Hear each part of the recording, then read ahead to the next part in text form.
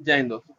दोस्तों इस वीडियो में हम बात करेंगे कि इस समय जो एनर्जी की क्राइसिस हो रही है या इलेक्ट्रिसिटी की क्राइसिस हो रही है अपने देश में, उसको हम कैसे क्या एक हमारे पास विकल्प के तौर पे कोयला ही है, इसके माध्यम से कर सकते हैं, या फिर हम सोलर एनर्जी के माध्यम से भी आज या भविष्य में इसके एनर्जी क्राइसिस को कम कर सकते हैं। तो आज हम दोनों चीजों के बारे में बात करेंगे। पहला तो जो अभी कोयला की जो क्राइसिस आई हुई है उसके बारे में हम कुछ समझेंगे। उसके बाद में रिन्यूएबल एनर्जी के माध्यम से क्या हम इस एनर्जी क्राइसिस को कम कर सकते हैं, आज अपने देश में क्या रिन्यूएबल एनर्जी का स्टेटस है, उन सबके बारे में बात करेंगे इस वीडियो में। तो सबसे पहले हम समझते हैं कि जो कोयला के अभी कारण जो इलेक्ट्रिसिटी की क्राइसिस हुई है उसका क्या दिक्कत आ रही है, क्या प्रभाव इस पे पड़ रहा है। दोस्तों अभी हम सभी लोग अपने घरों में देख रहे हैं कि इलेक्ट्रिसिटी की क्राइसिस हो रही है या बिजली की कमी हो रही है। हमारे घरों में जो है अब 100% उतनी बिजली नहीं आ रही जैसे पहले आती थी, पिछले गर्मियों में आती थी। इसका मुख्य कारण एक तो ये है कि जो अंतरराष्ट्रीय बाजार है उसमें जो कोयले के पहले दाम थे वो अब बढ़ गए हैं, जिसके कारण अब कोयले के आयात में प्रभाव पड़ रहा है। और इस गर्मी में पिछले वर्षों की तुलना में हमारे जो घरों में एनर्जी की रिक्वायरमेंट है या बिजली की रिक्वायरमेंट है वो भी तेजी से बढ़ी हुई है। और इंडस्ट्री में भी यही हाल है कि वहां पर भी एनर्जी की रिक्वायरमेंट बढ़ी है, वहां पर भी ज्यादा बिजली चाहिए, जिसके कारण जो है हमें अगर ओवरऑल देखें तो कोयला न मिलने के कारण और इलेक्ट्रिसिटी की रिक्वायरमेंट हर जगह बढ़ने के कारण इस समय एनर्जी क्राइसिस हमें देखने को मिल रहा है। हालांकि भारत जो है पूरे विश्व पे नंबर 2 पे आता है कोयला को प्रोड्यूस करने के लिए, मतलब अपने यहाँ कोयला होता है, लेकिन हमारी जो मांग है, मतलब जो कोयला की हमें मांग है और जो आपूर्ति है उसमें एक मेजर डिफरेंस है, जिसके कारण हमें कई अन्य देशों से कोयला को इम्पोर्ट करना होता है। हमारे जो आयातक देश है उसमें से मुख्यतः इंडोनेशिया है, ऑस्ट्रेलिया है, संयुक्त राज्य अमेरिका है, इसके अलावा दक्षिण अफ्रीका से भी हम लोग कोयला लेते हैं। फाइनेंशियल ईयर 2021 से 2022 में जनवरी 2022 तक भारत ने 173.32 मिलियन टन जो है कोयला इंपोर्ट कराया था, इन्हीं कंट्री से मेजर आता है। और अपने यहाँ जो मुख्यतः 165 पावर प्लांट है, जो बड़े पावर प्लांट है 165, उसमें से लगभग एक तिहाई पावर प्लांट में कोयला अभी न मिल पाने के कारण वो अपने अपने 100% इफिशिएंसी से काम नहीं कर रहे हैं। कुछ प्रमुख राज्य हैं जो इस एनर्जी क्राइसिस से ज्यादा प्रभावित हुए हैं, जिसमें से 12 प्रमुख राज्य देखे जा रहे हैं। कुछ राज्यों की अगर हम बात करें जिसमें बिहार आ जाता है, झारखंड आ जाता है, हरियाणा है, उसमें उत्तराखंड है, इसके अलावा उत्तर प्रदेश भी है, राजस्थान भी है, जम्मू कश्मीर भी उसमें आ जाता है।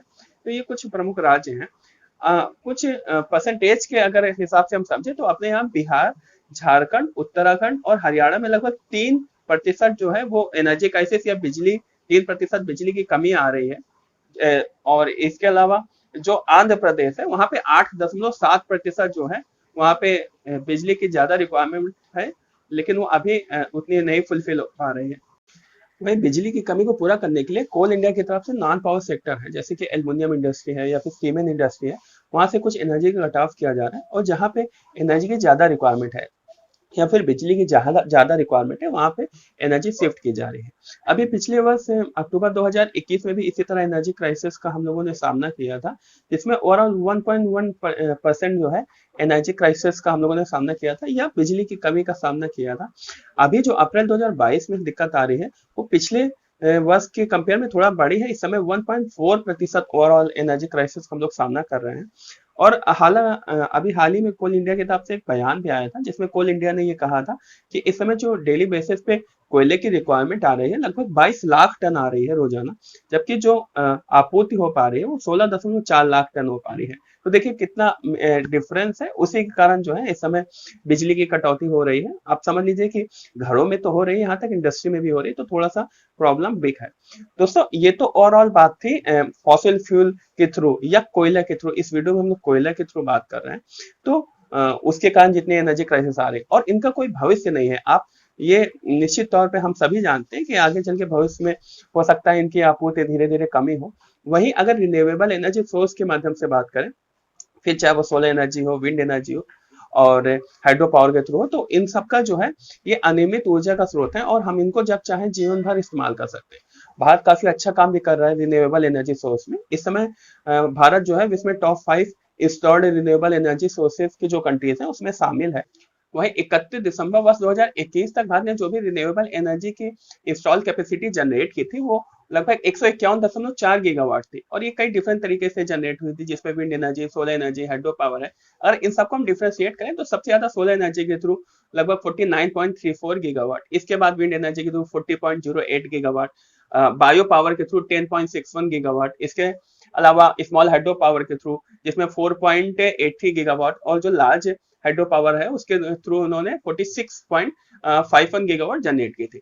अभी जो भारत में टोटल जो इंस्टॉल कैपेसिटी है बिजली की, वो 392.01 गीगावाट है। तो आप देखेंगे 151 और 392 में धीरे धीरे अब हम अचीव करते चले जा रहे हैं, और भविष्य में उम्मीद है कि जो भी हमें एनर्जी की रिक्वायरमेंट है वो हम लोग रिन्यूएबल एनर्जी सोर्स से पूरी कर पाएंगे। और जो सूरज की रोशनी जो पृथ्वी पर गिरती है वो लगभग 174 पेटावाट्स होती है, और इसमें लगभग 30% जो रोशनी होती है वो पृथ्वी के अपर लेवल से रिफ्लेक्ट होकर वापस चली जाती है।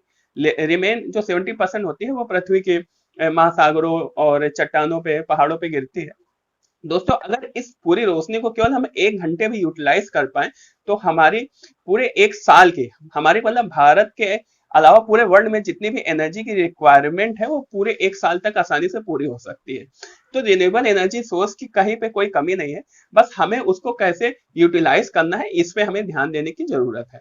और अगर हम विचार करें तो अभी भी विश्व में ऐसे कई देश हैं जो अपनी लगभग 100%, पूरा 100% तो नहीं, लगभग में 100% में जो भी एनर्जी की रिक्वायरमेंट है वो रिन्यूएबल एनर्जी सोर्स से पूरा करते हैं। कुछ देशों के मैं नाम बताता हूँ, जिसमें आइसलैंड आता है, पराग्वे है, ऑस्ट्रेलिया है, और इसके अलावा हम बात करें तो डेनमार्क आता है। तो लगभग में ये जो भी एनर्जी की रिक्वायरमेंट है वो रिन्यूएबल एनर्जी सोर्स से पूरी करते हैं।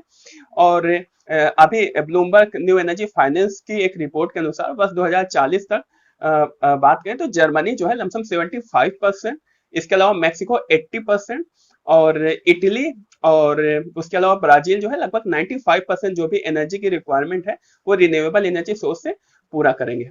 आते हैं अपने देश में, तो अपने देश में भी गवर्नमेंट की तरफ से काफी अच्छी स्कीमें चल रही हैं, जिसमें अभी पीएम कुसुम योजना हम सभी लोगों ने सुना होगा, जिसमें प्रधानमंत्री किसान ऊर्जा सुरक्षा एवं उत्थान महाभियान योजना इसका पूरा नाम है।